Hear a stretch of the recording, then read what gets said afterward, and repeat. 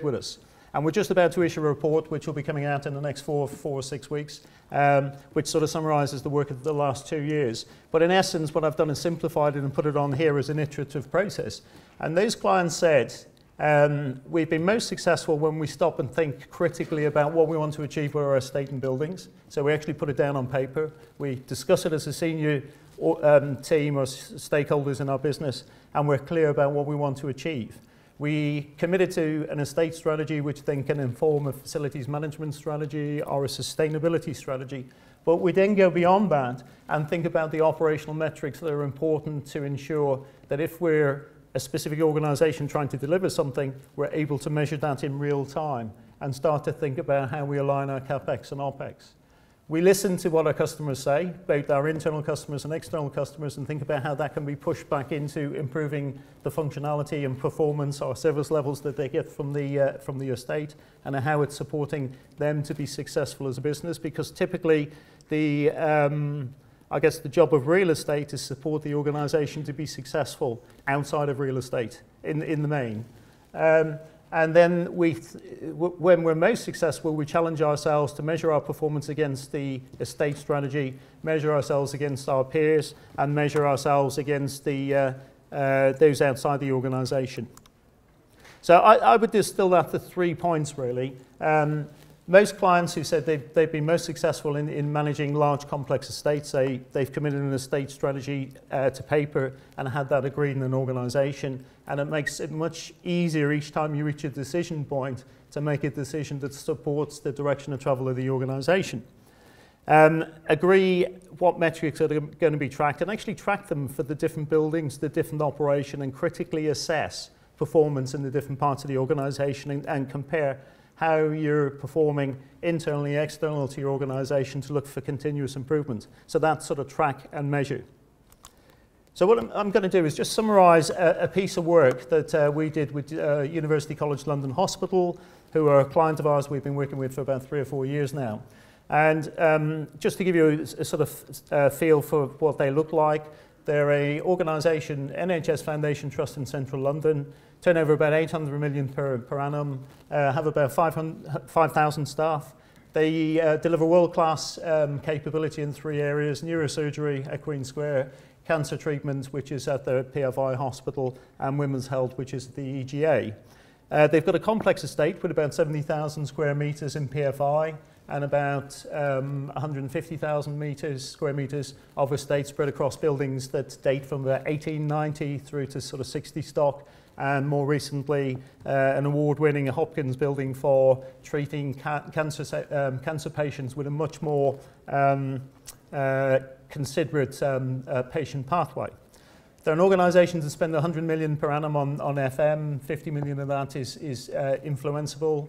The other 50 million is essentially a mortgage on the PFI.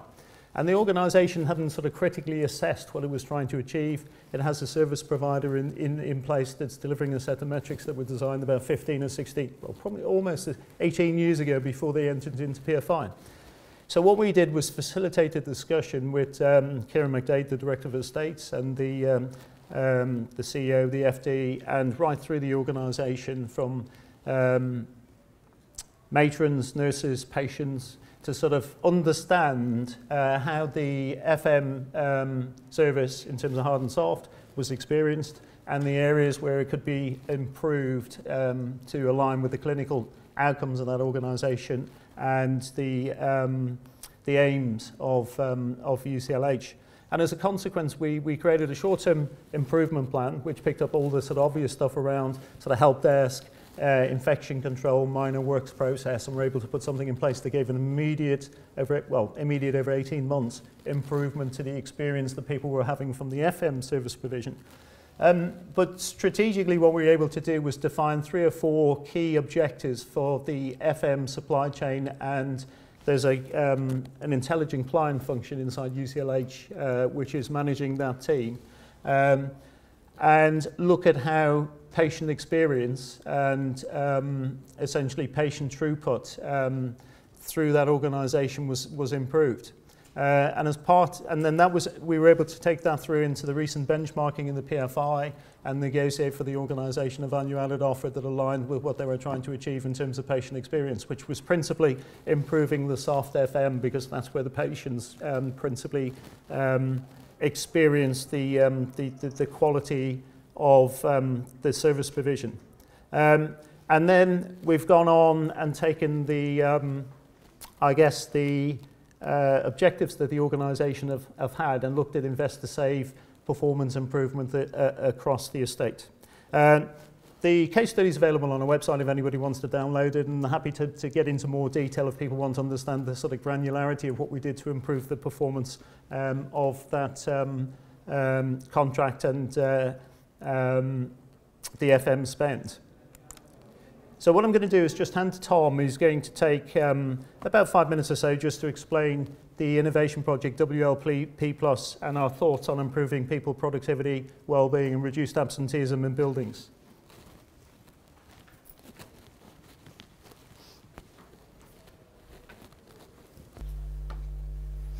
Okay, thank you, John.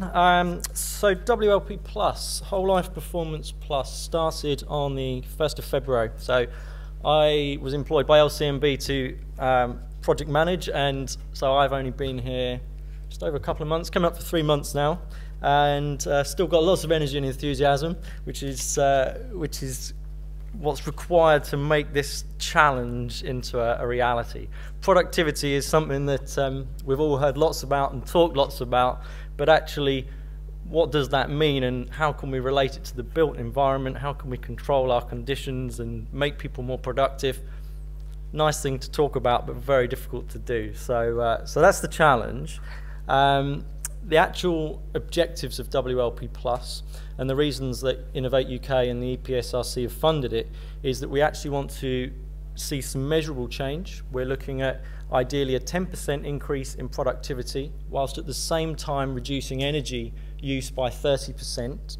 And we want to do all of that as much as possible by the optimization of the indoor environmental quality. So at the moment, we know indoor environment affects productivity. What we don't know is exactly how much and what that delicate balance is between the conditions that you're in and your outputs and how you feel and how well you are and how well you perform while you're at work.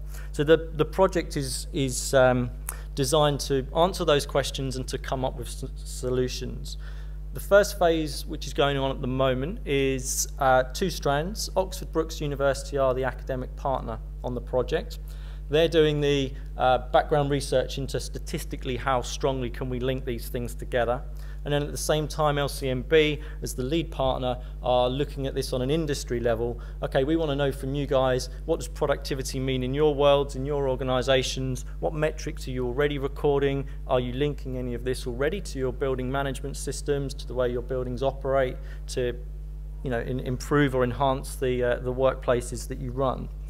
So that's the first phase. Once we've collected that intelligence and got a better understanding of that statistical link, we're then working with our real estate partners. And the consortium is very, very strong indeed. We're working with Argent as one of our real estate partners, MCOR, the FM provider, and some of their clients, and King's College London. And those 3 will give us a perfect opportunity to deploy these solutions in the real world, in existing estates, in new builds, in different environments, to try and understand what actually happens in real terms, collect some real world data, add that into the sort of research that we've collected, and get a better understanding of, okay, what can we now produce to try and automate and improve the way this is going to work, longer term beyond the scope of the 2-year project. So, as I say, needs lots of energy and enthusiasm. It's a big, big challenge, but it's also a fantastic opportunity. And through the consortium partners we have a real opportunity to kind of, I think, take a discussion which has been ongoing for a long, long time and actually turn it into something with some real world measurable kind of outcomes. We've already put together a brief white paper on productivity in the workplace, which we've got available out in the stand there. If you come and see us outside, you can also download that from our website. And we are going to have a consultancy service offering that LCMB are going to be providing, which will launch from this autumn. What I'd encourage you to do is to go onto our WLP Plus website, wlpplus.com, and that's going to be live from the end of this